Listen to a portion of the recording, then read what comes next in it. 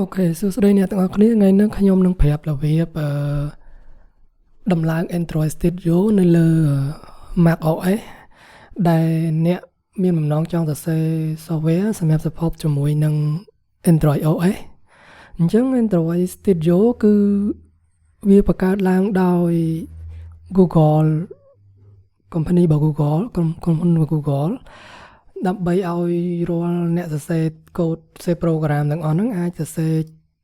កម្មវិធីរបស់ខ្លួនដាក់នៅលើ Play Store អញ្ចឹងដើម្បីបាន tool នឹងមកប្រើយើងត្រូវចូលទៅ developer.android.com/android studio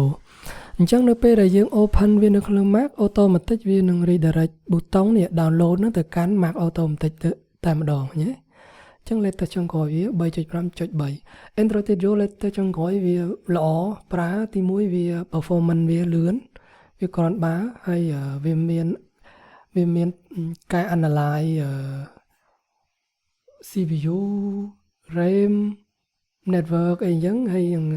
review result អីវាល្អវាមានការ debug អីល្អអញ្ចឹងលេខទៅចុងក្រោយហ្នឹងគ្រាន់បើអញ្ចឹងយើង download វាមកអូខេពេលចុច download វាមកយើងគ្រាន់តែ open វាមកវាបានហើយប៉ុន្តែដោយសារតើតែ install វាដូច install កម្មវិធីធម្មតាទេអញ្ចឹងយើង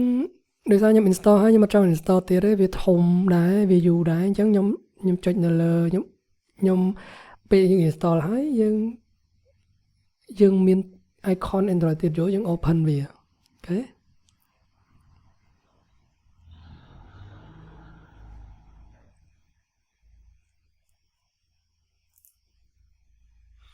ពេលយើង open វាមកនេះយើងចង់បង្កើត project ថ្មីយើងត្រូវចុច start project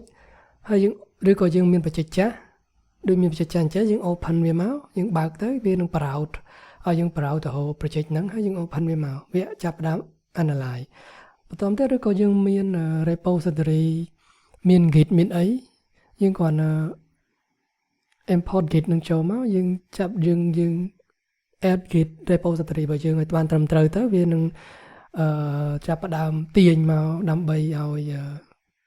tool ហ្នឹងវា analyze project ហ្នឹងឬក៏យើងមានយើង import project ពីផ្សេងទៀតវានឹង convert project អស់ហ្នឹងទៅជា Android Studio project អញ្ចឹងពីដំបូង Google វាអត់ទាន់មាន tool Android Studio វាមាន plugin វាគឺ ADT ហ្នឹងវា add ចូលទៅកាន់ Eclipse tool ជា tool មួយសម្រាប់ឲ្យយើងអាចសរសេរកូដគ្រប់ប្រភេទបានអញ្ចឹង Android វាបង្កើត plugin មួយគឺឈ្មោះថា ADT នេះគឺ Android development tool ដើម្បី add ចូលកាន់ Eclipse អូខេអញ្ចឹងយើងបើយើងមានពីជំនាន់ចាស់មកយើងសរសេរ Eclipse យើងអាច import វា analyze ទៅជា structure របស់ Android Studio បានបន្តទៅយើងចង់មាន sample project យើងអាច import sample project របស់ SDK ដែលវាមានស្រាប់ហ្នឹងយើងអាច import ឲ្យ test មើលទៅហើយអ្វីសំខាន់មួយទៀតគឺកន្លែង configuration ហ្នឹងមានពីរដែលខ្ញុំត្រូវប្រាប់ទី1 SDK manager នេះវា manage រាល់ software development kit ទាំងអស់ដែលយើងត្រូវបាន install ឬក៏មិនទាន់បាន install ដូចជានៅក្នុងនេះខ្ញុំអត់ទាន់បាន install គឺ version 10 អត់ទាន់បាន install full ទេអញ្ចឹងខ្ញុំត្រូវការ install time ឬក៏អ្វីផ្សេងដែលគេដាក់ not install តែខ្ញុំអត់ទាន់ install ទេ software development kit នេះកន្លែងវា control បានន័យថាវាប្រៀបបាននឹង OS មួយដែលគេ install នៅលើ real device បើសិនជា device មួយហ្នឹងគាត់បាន install latest version 10.0 គឺ Android Q បានន័យថាគាត់កំពុងតែប្រើ version 10 device ហ្នឹងដែរហ្នឹងគាត់បាន update version 10ទេគាត់បាន install តាម version 9អញ្ចឹងគាត់ប្រើ Pi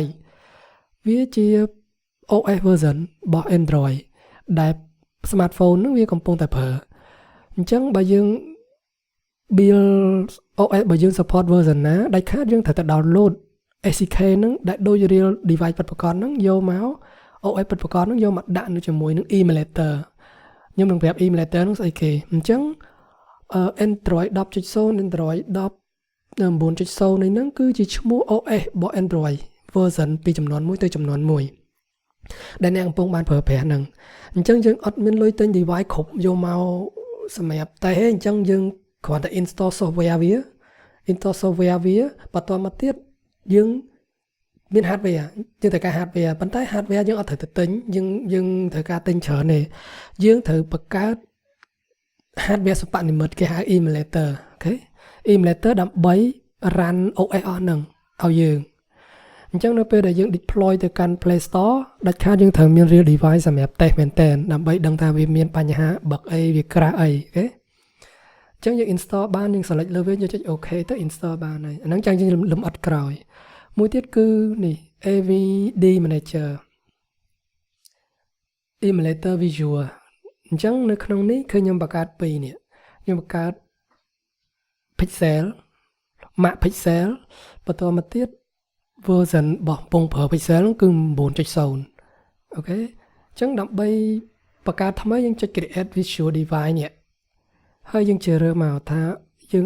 បៀននៅលើ phone យើងមិនមែនបៀនលើ VR OS ឬក៏ tablet ទេឬក៏ TV យើងបៀននៅលើ phone យើង select លើ phone ហើយយើងជ្រើសរើស model មកតើ model ហ្នឹងវា support ជាមួយនឹង